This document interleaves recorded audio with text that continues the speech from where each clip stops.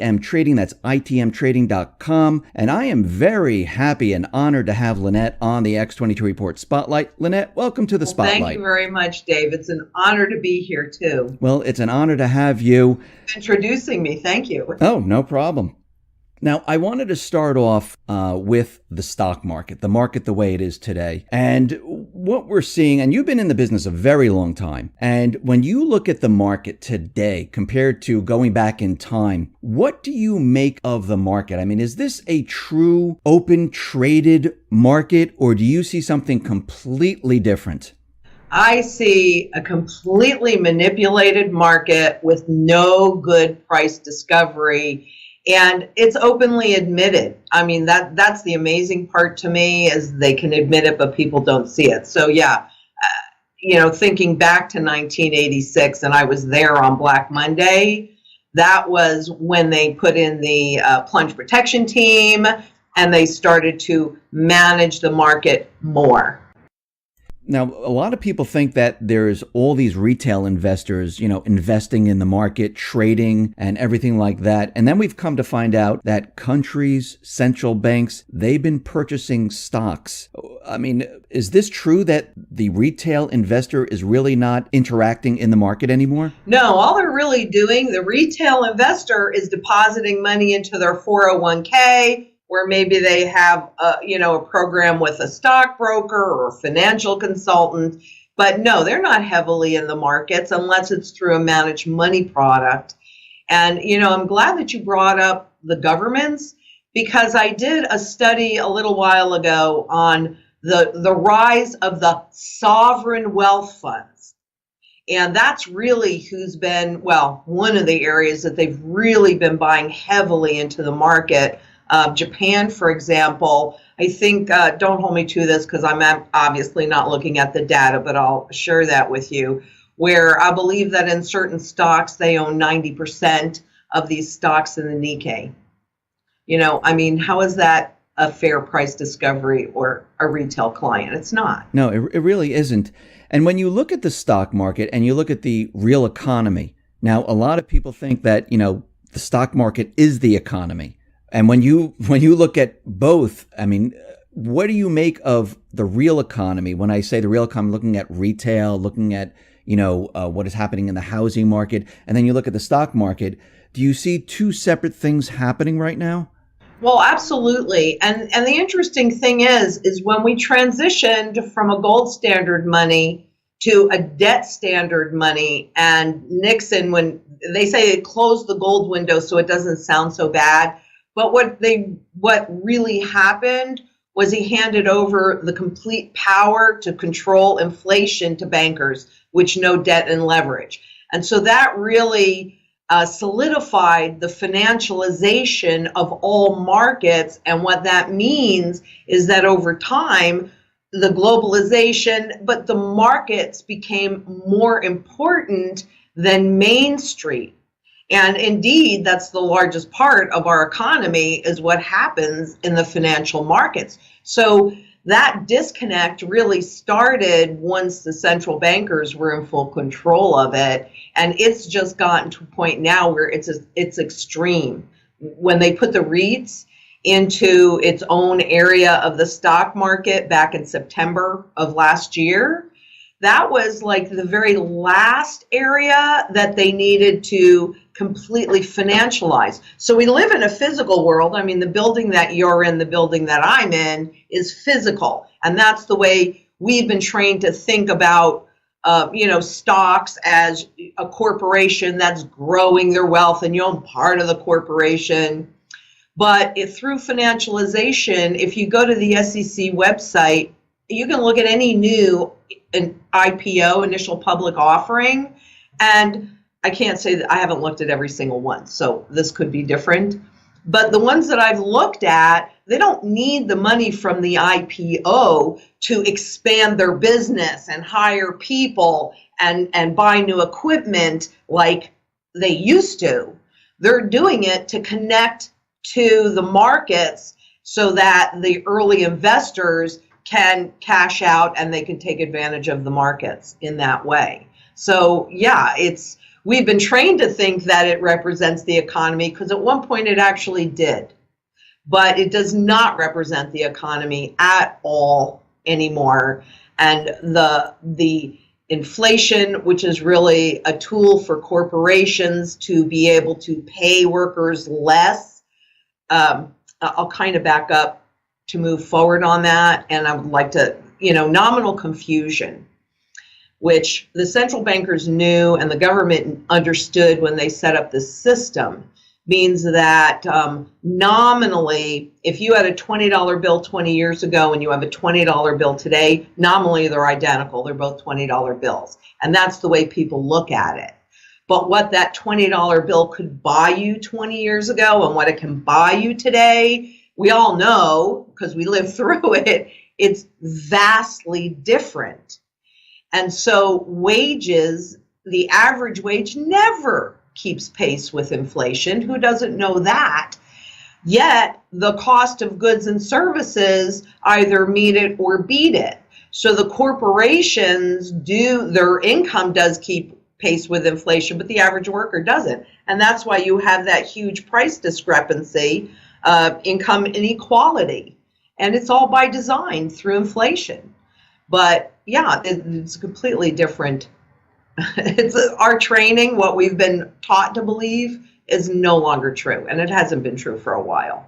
Now, you mentioned inflation, and the Fed, as we all know, they've been, monitoring inflation. They've been looking at inflation, and they're saying they're seeing no inflation whatsoever. And, through this economy that's deteriorating in many different sectors, they started to raise interest rates, and they're talking about unwinding the balance sheet. I mean, is this really the right time for them to do this? And actually, why are they doing this?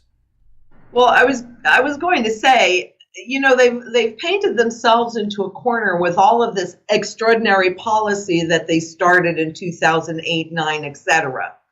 So to unwind that balance sheet, just the runoff from the treasuries, so the interest in the principal repayment, funded 40% of the deficits last year. So if they stop just reinvesting that, who's going to buy them? Are they going to force pension plans or retirement plans to buy them like they did in Greece before they reset those bonds by 90%? I mean, who's going to pick up that slack? And on the mortgage-backed securities, which they never bought prior to 2009, because that's a derivative, but that goes directly to the banks.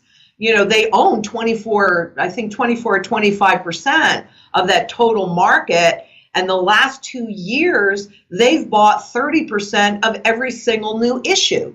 So again, just on that runoff of interest and principal, if they don't do that, who's going to pick up that slack?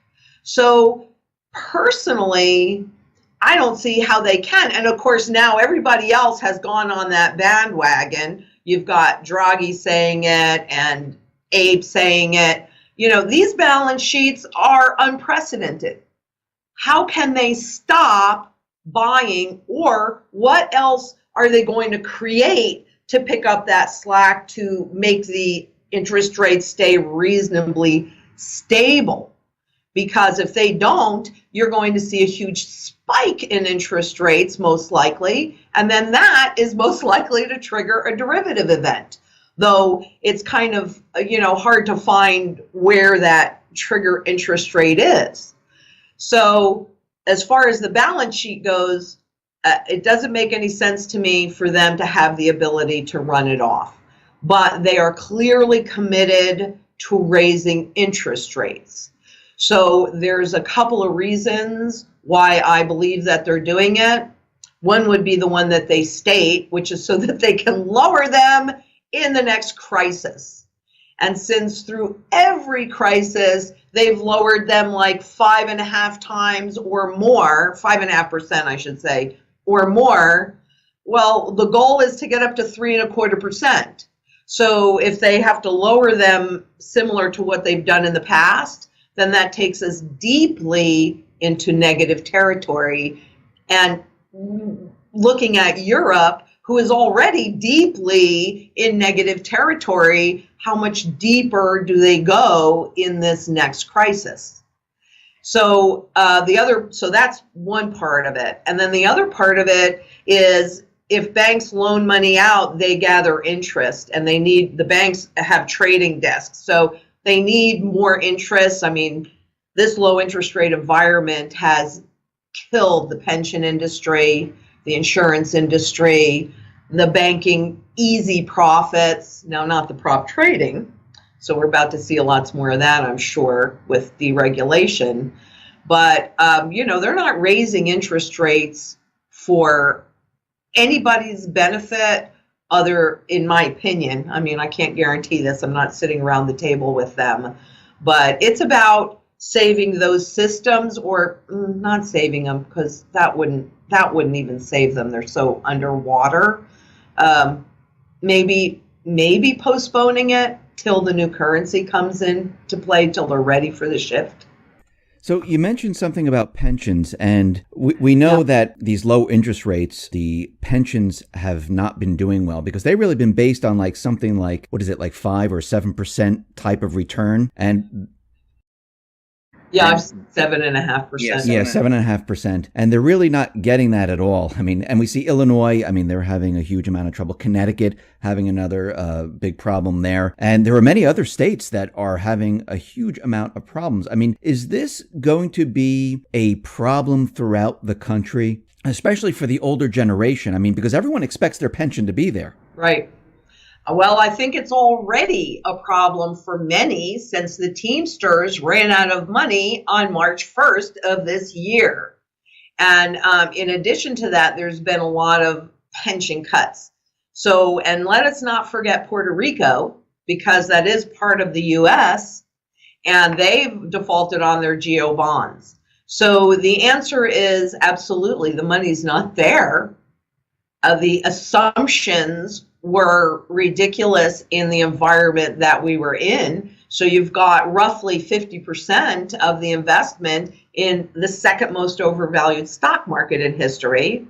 And another big, huge chunk, and so this may be where they pick up the slack, in the most expensive bond market in history. And then you've got this growing area of derivatives that are in there, or illiquid commercial real estate that's severely overvalued. So, the response was in 2014, they passed a law that allowed the corporations, so now we're talking private as well, because this is just a big issue, period, whether it's public or private, but they allowed the corporations to fund these underfunded pensions even less.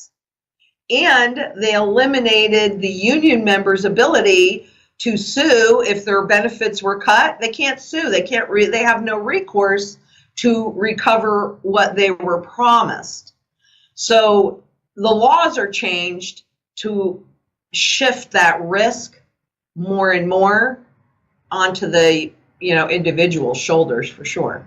Now, you also mentioned just prior a new currency. Now, we've been hearing a lot about new currencies, and you've studied patterns, cycles, and there's a lot of people out there saying that, we're at the end of this cycle, and it's gone on for a very long time. When you see this, when you say a new currency, what are you talking about? Well, I'm actually talking about a new money standard, and frankly, it hasn't really gone on because, you can't really go by the history books and go, oh, well, all of that is true.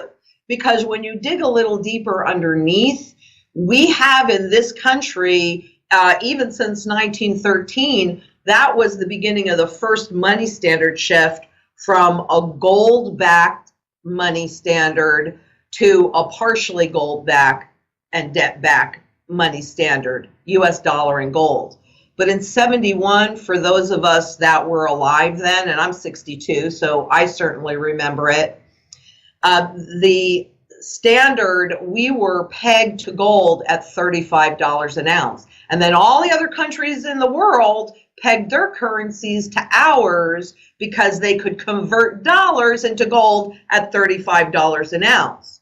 But when we were funding the Vietnam War, we were abusing that privilege and everybody knew it. So there was a run on the dollar via other countries turning in dollars for gold. And in 69, well, you might recall there were a couple things that happened in 1969. Number one, they took all the large bills out of circulation. So the 1,000, the 500, the 1,000, the 5,000, and the $10,000 bills, gone. They didn't demonetize them, but if one came into the banking system, it did not come back out again. So they did not want people to have the ability, this is my opinion, they do not want people to have the ability to hold a lot of wealth in a small package. Though interestingly enough, in I think it was 64, it might have been 65, they actually legalized the American population to have the ability to hold gold certificates again. Though it was definitely not widely, that information was not widely transmitted.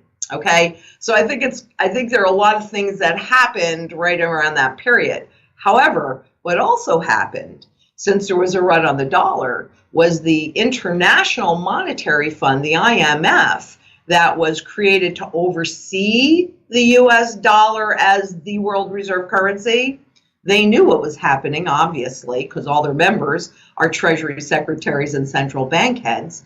And they created the SDR at that time. And it just stands for special drawing rights. And it's just a name like any other name.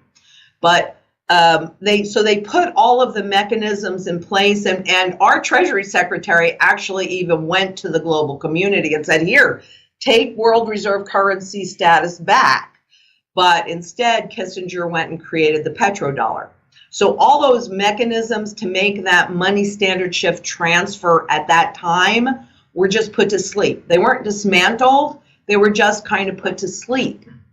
When the crisis hit in 2008, China was actually the first one to say SDR, SDR. So everybody has SDRs. They're allocated, they're given. They're not earned, and they are not a claim against anything, but they tested all of those mechanisms in 2009. And then in 2011, they brought a template out on how they would shift from a US dollar standard to an SDR standard. So what that really means, that means a couple things. Number one, for the world reserve currency, that means that global assets and instruments are all valued in terms of dollars. Now, I know that's been shifting since 2005, but the dollar is still mostly used in global trade. Well, with the SDR coming in, and they have enough votes at the IMF to make this happen as of midnight on December 31st, the SDR would be the valuation tool for global instruments and assets. So that means that we, like everybody else had to before us, if they wanted to go outside of their borders to buy anything, they had to do it with dollars. So they would have to convert their currency into our currency, and then they could go buy stuff. Well, once this shift happens, we will have to buy the SDRs in order to buy stuff globally. Right now, we can just create them from debt. But that also means that all of the other countries that are holding all of these dollars, well, now they don't need those dollars. So the money standard that currently, that we currently supply, all of those dollars will come back to us, and they'll do it through the SDR substitution fund. It's called the substitution fund. So if you're holding dollar denominated instruments or dollars or what have you, you simply deposit them into it. They'll wash them, they'll shift it into SDR denominated. I mean, that's a button push. It's not like it requires much effort or work. And all of a sudden, all those excess dollars come back. So we need a reset on the debt because the debt is so high that most of the income just goes to paying interest on the debt, not touching principal, and that keeps compounding.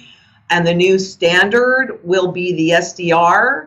And I believe that it will be a blockchain technology with what's called a smart contract overlay, which is a self-executing contract that will be, if they have their druthers, controlled by the IMF. I think we'll have dollar coin or Fed coin, but pretty much probably dollar coin here, so people don't think that the dollar has changed, which is how they executed in 1913. And again, how they did it in 1971. They just kept the name the same, and people don't realize that anything has changed when everything has changed.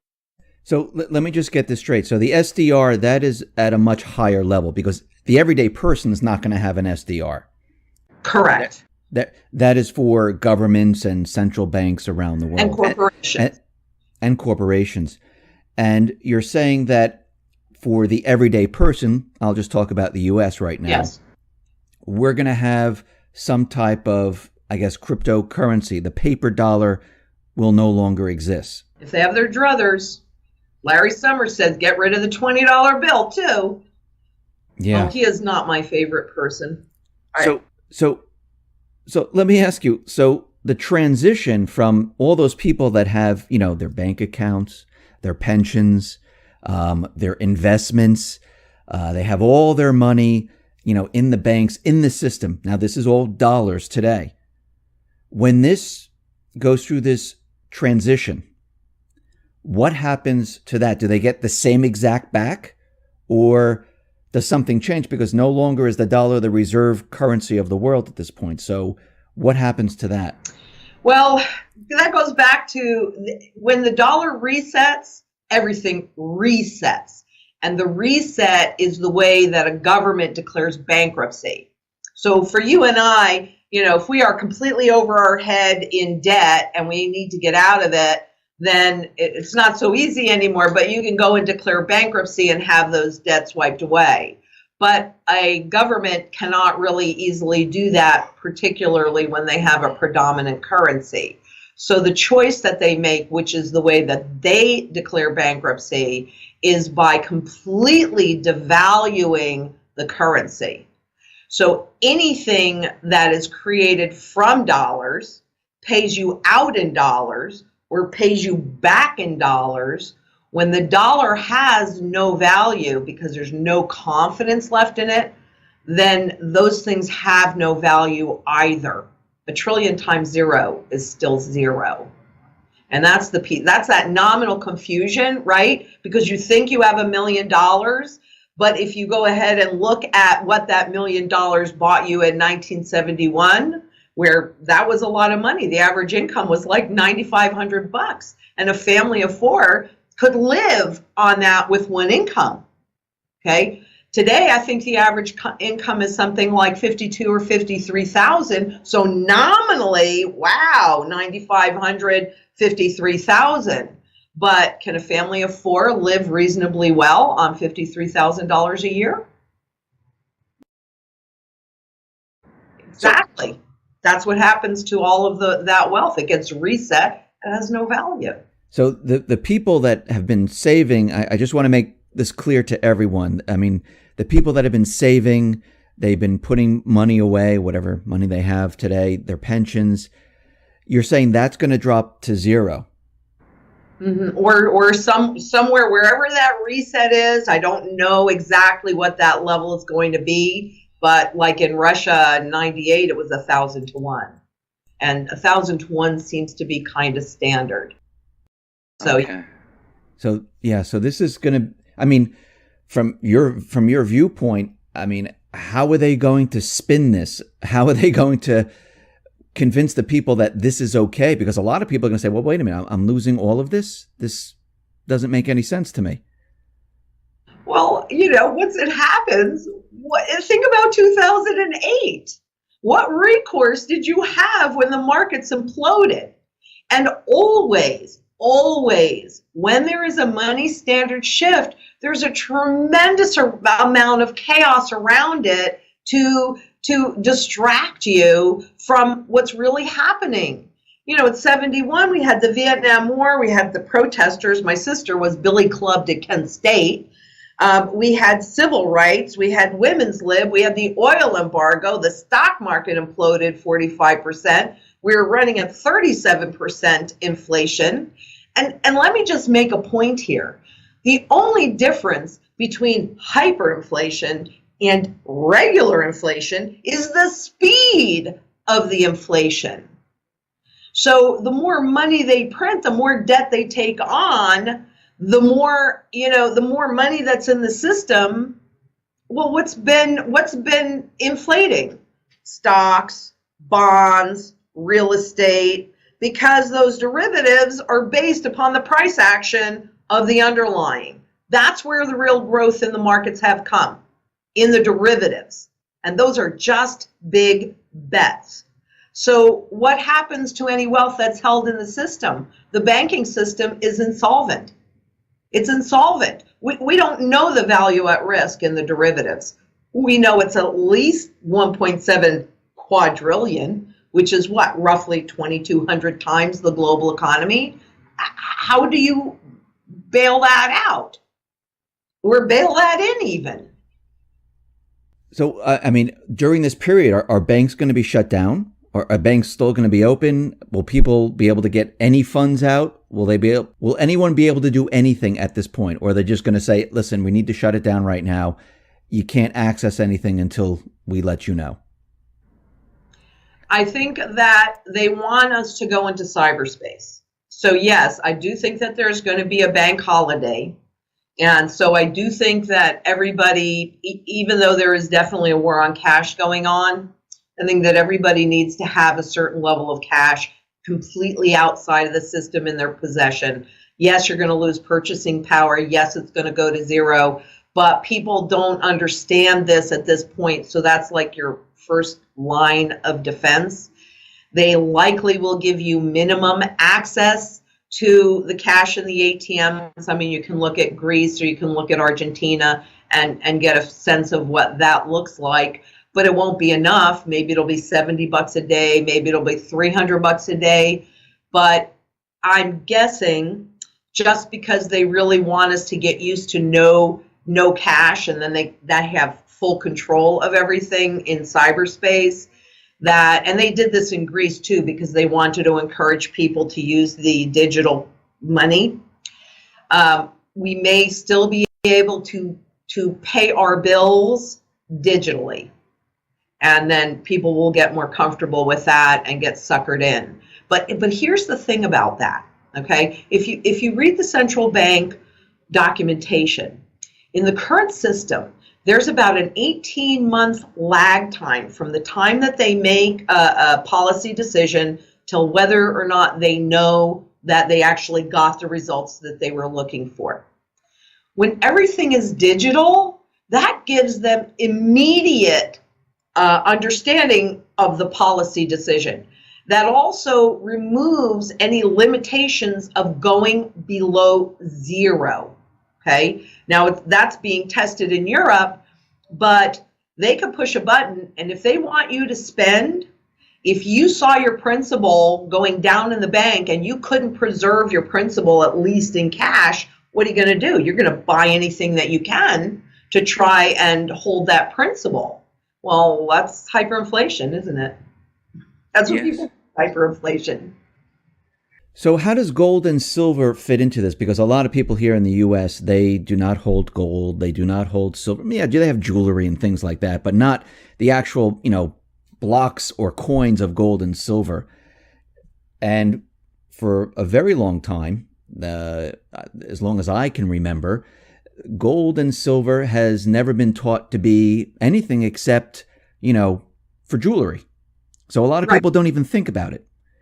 And going throughout this whole entire time period, especially since 2008 moving forward, we've seen these smash downs of gold and silver. I mean, if the dollar is losing value, the dollar is going down, and that gold and silver, the precious metals market, is going down at pretty much the same rate. I mean, it makes no sense, really. Correct. Nothing in these markets makes sense because nothing is real.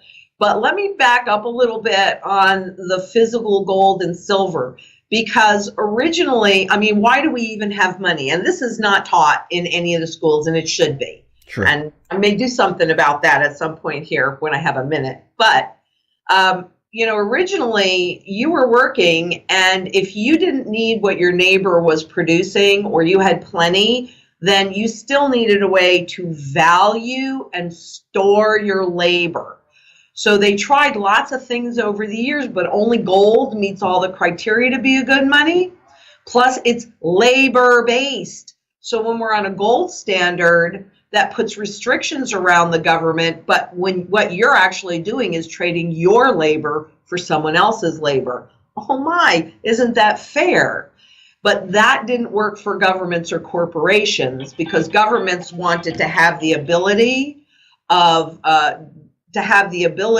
to tax you more without going through legislation, and corporations wanted you to be willing to work for less. If anybody wants this, if you just look at the way they set up the system, you see that.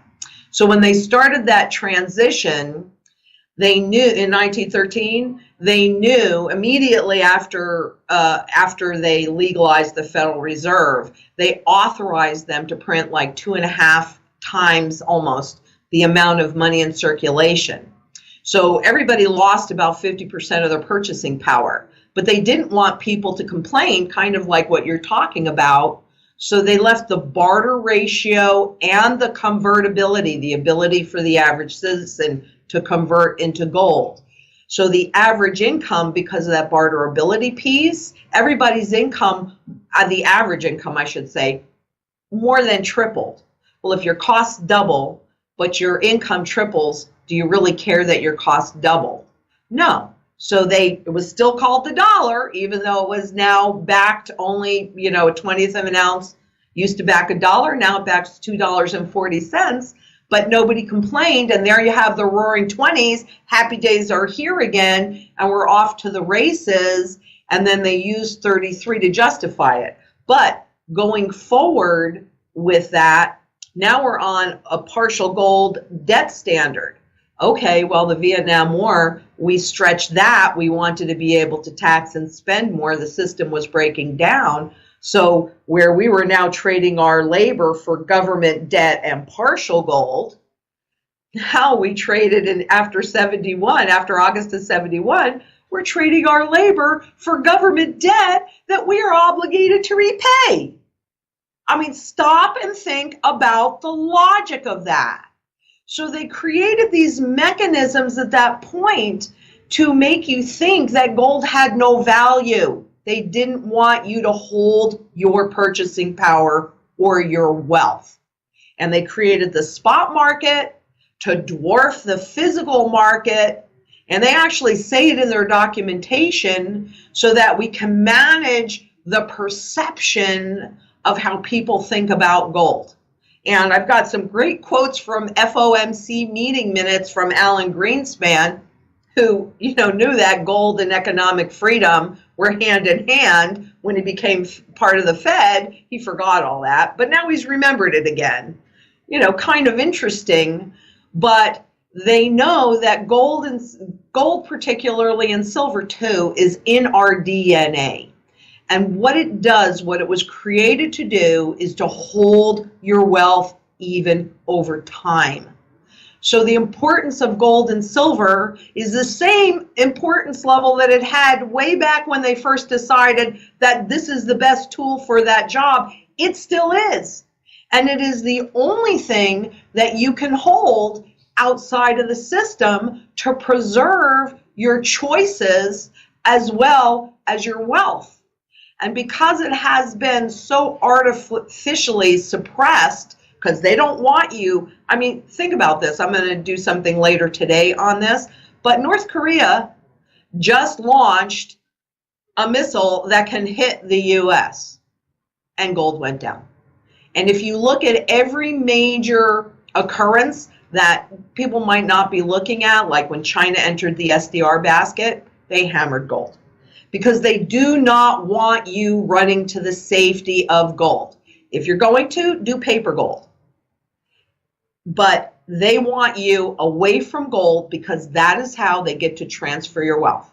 Physical gold and silver in your possession will protect you. And if you look at what the smartest guys in the room are doing for themselves, central banks, although apparently not here, but everywhere else in the world, are massively accumulating asset protection gold. And the 1% are massively accumulating very high-end collectible coins, and you can see it in the rarity index. So, I think you should always do what the smartest guys in the room do for themselves. So we have governments, different countries, I should say, protecting themselves with precious metal. We have the wealthy also, like you just said, protecting themselves, but they don't do this out in the open saying, I'm going to buy all of this. What do they do it very, very quietly so no one realizes what's happening? Yes, and that goes back to the patterns, okay? So you know where you are in the trend cycle, but not only do they do it very quietly and you can see those accumulation patterns, they actually turn around and want you to think that whatever it is horrible, right? Don't buy gold. Why would you want to buy gold? I mean, ooh, you have to store it. Ooh, you have to protect it. Oh yeah, really? Let me put all my wealth in the hen house with the foxes watching because that's so much safer. Is it more convenient? It is as long as the system works. It is not when the system does not work. The value of gold and silver right now, they smashed it down so low. Silver, what are we at? $16 or whatever it is, gold 12. Have you done any type of calculation of where you think gold and silver should be right now? Or where it's going to go? Yes, and there's a little bit of nuance on this, but I use it for every single asset class, okay? And I call this the fundamental value, the true value of any asset, and it's based upon the single most important function of that asset or that instrument for its creators, okay? Not what you and I want it to do, that's not relevant. But why was it created? And then how has history valued that function? So for gold, its most important function is to hold your assets even. For dollars, its most important function, and this is according to the guys that created this, Keynesian economics, its most important function is inflation, which erodes value. So that's two sides of that coin. Well, how is money created in the current system? Via debt. Since most countries no longer publish how much new money they're doing, we can use the debt as a proxy for how much money is out there. When they do the reset, there's only one way, and they've done it the same way over 6,000 years, over 4,800 times, even currently, so that's pretty easy. There's a finite amount of gold. So what I do, and I'm not trying to get us to the penny, I'm just trying to get us in the vicinity, because nobody knows what that cover ratio is going to be or how much debt they will have grown at that point. But at this point, it's somewhere in the vicinity of $9,000 an ounce. And for silver, it's somewhere in the vicinity of $600 per ounce. And that's its true value. So at, wherever silver is 15, 16 bucks an ounce and gold 12, 10 or wherever that happens to be at the moment, it's a flippin' bargain, which is why you see everybody in the know accumulating when it's cheap. When we enter this reset, what is gold and silver going to do? Are they still going to suppress it, or is gold and silver going to break out at that time? Well, actually, they need it to go to fundamental value to reset all of that debt. So it actually, and this happens all the time. I can send you tons of charts on this. That's easy enough to find. That gold rises in terms of that fiat. See, part of your question, and this is our training, is that we put value in dollars, but dollars have no intrinsic value. You can't eat them. That is true. Right? And they're only used in one place, whereas gold and silver are used in manufacturing. They're used in the financial area. They're used in jewelry. They're actually even used in food. So they're used across the entire spectrum of the global economy in every single area, period, end of discussion. So they always have value anyway, because there's always a market for them. In terms of dollars, maybe it's less or maybe it's more, but it doesn't matter. There's always demand. And the same is not true for fiat money. There are lots of fiat currencies that do not exist anymore. Even in this country, the silver certificates and the gold certificates, they've been demonetized, right? So you can't use them. So we don't realize this. But yeah, that is actually what they need to happen. They need gold to rise somewhere near its fundamental value to conclude the reset. It's how it's done. It's how it's done. So that's easy. So do you think China and Russia know this, because they've been accumulating a lot of gold over time? So has India and many other countries. You really don't hear much about the U.S. accumulating gold at all. So you think they understand that this is coming? I think they all understand that this is coming.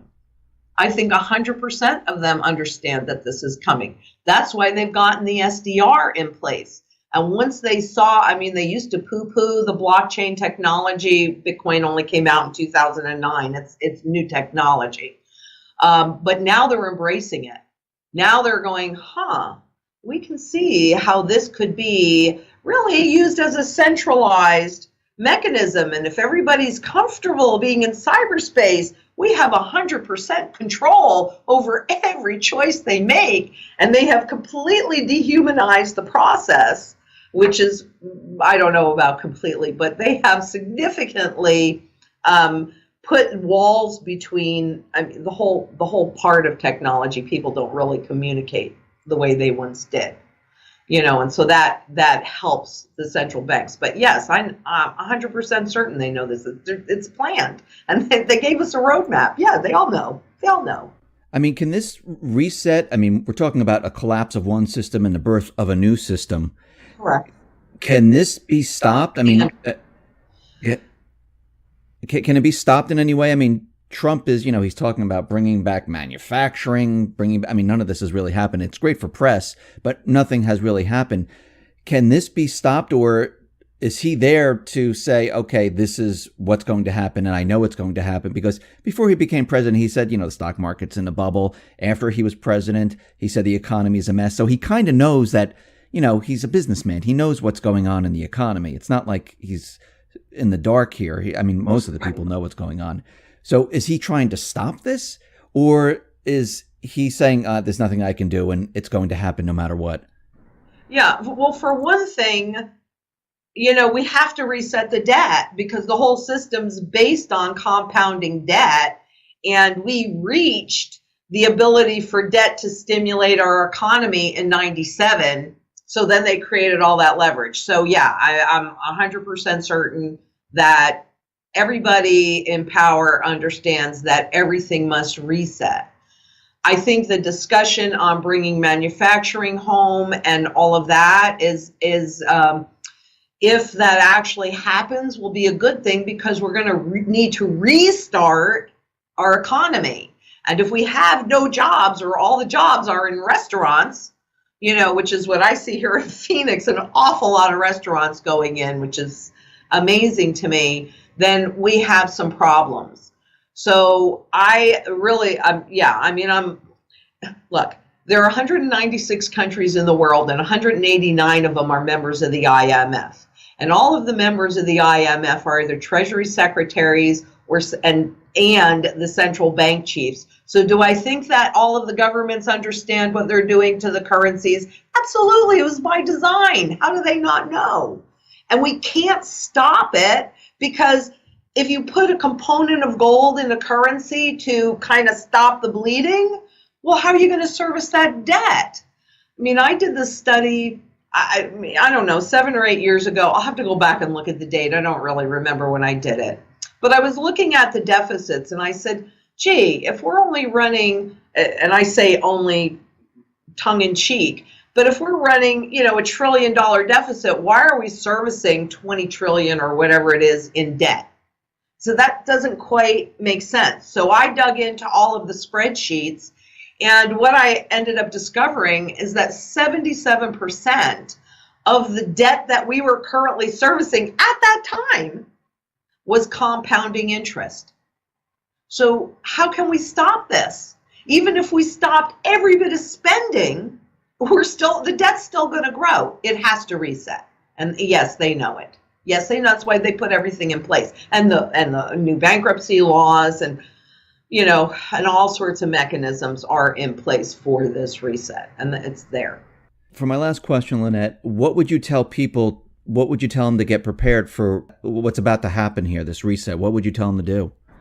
Well, there are a few things. Number one, on a personal level, food, water, energy, security, barterability, and wealth preservation. Barterability is any talent or anything physical that you possess. So I have chickens, okay, I can barter with my eggs.